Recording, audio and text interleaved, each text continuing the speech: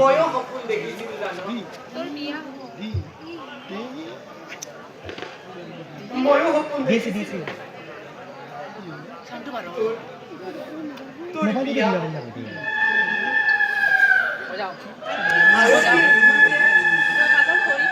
ৰভাগৰ খৰি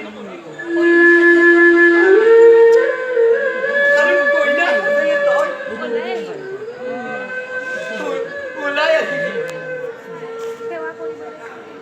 সেৱা কৰিবলৈ আহিবি মোৰ ভৰিতে বাগৰি পৰিছে আৰু মই বিয়া কৰি লোৱা সেই নতুন পঞ্জাৱীটোৰ অস্থিৰ খনে চকুৰ পানী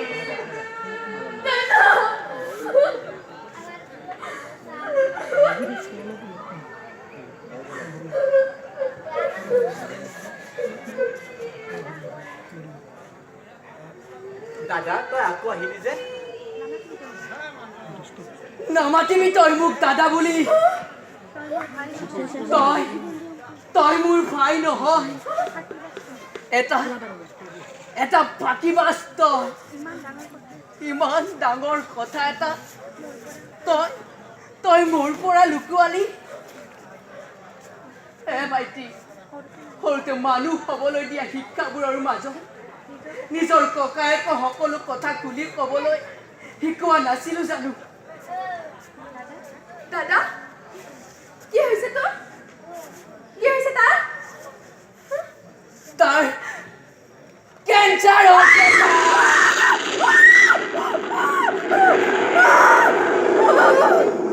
malignant melanoma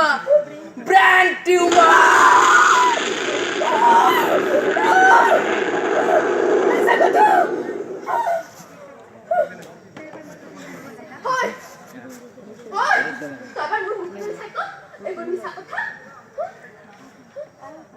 ভণ্টি সেইবোৰ মিছা কথা ইমান এটা ধুৰন্ধ অগাইতং বেমাৰ লৈ সি ঘূৰি ফুৰিব পাৰিব কেনেকৈ তই ভাইটি তই কি কৈছিলি হা জীৱনটো যদি 24 ঘণ্টীয়া হয় তই তাক কেনেদৰে সজাবি খুব সুন্দৰভাৱে সজালি তই নিজকে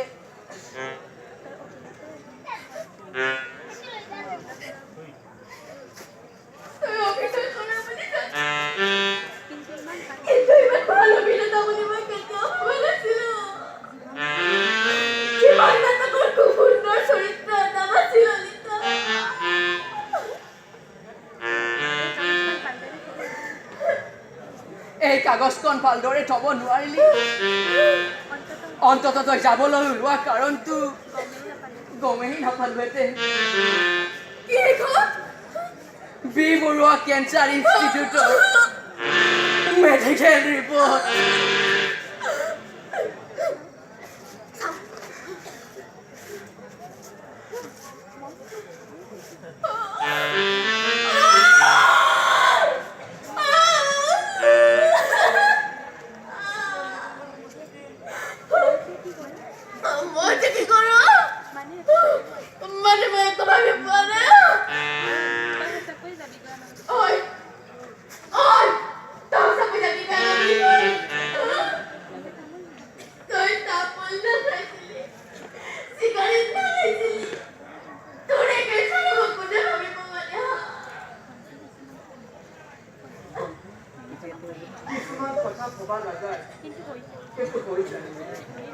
Hey, ধৰিলা নহবা বহুত কামৰ ভিতৰত হোৱা সেইটো এটা মই জানিছিলোৱে কোনোবা দিনা এনেকুৱা এটা মুহূৰ্ত আহিব সেই কাৰণে ব্যক্তি বান্ধি যে সময় আহিলে মই যাম আজি সময়ে মোক সাজ বান্ধি অবিৰাম শান্তি নিকেতনলৈ যাব মেলিগনেণ্ট মেলাডমা হ'লে মানুহ কিমান দিন জীয়াই থাকে মই জানো কিন্তু এখন অচিনাকি ঠাই 4জন মানুহৰে সৈতে মই তোৰ সৎকাৰ হ'ব দিব নোৱাৰো তই তই ইয়াতে থাকিবি আমাৰ চকুৰ আগত এইবাৰ মই কবিতা লিখিম তই শুনিবি এইবাৰ মই নাটক কৰিম তই দৰ্শক হবি দাদা হ'ব নোৱাৰো দেচোন মই বা আৰু কিমান দিন জীয়াই থাকো জীৱনটো সজাব নালাগিব জানো বছ ইমান কাৰণে এজন শিল্পীৰ জন্ম হৈছে যেতিয়া মোৰ আৰু চিন্তা নাই মই যাব পাৰো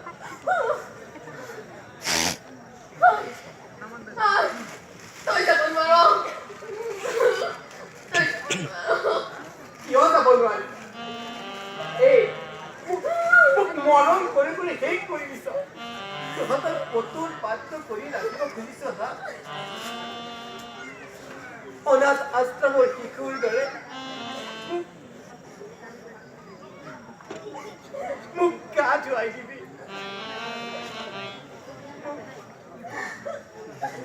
মোক ভাত খুৱাই দিবি নাই মই এনেকুৱা জীৱন এটা কেতিয়াও নিবিচাৰো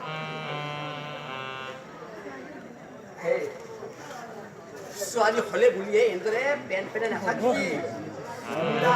কনকলতাৰ দেশৰ নাৰী তোৰ কলিজা বাঘৰ নিচিনা হ'ব লাগিব মোক বাধা নিদিবি মই হাঁহি যাব পাৰিম হাঁহি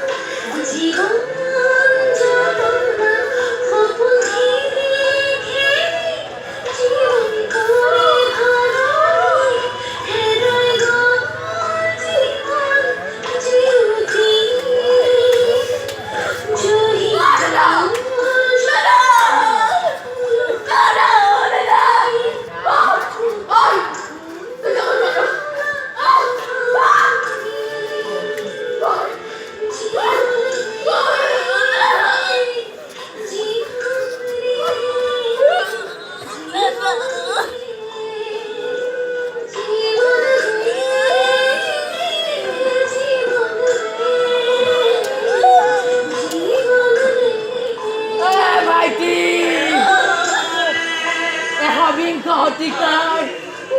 পঞ্চম দশকতো মই তোলৈ অপেক্ষা কৰিম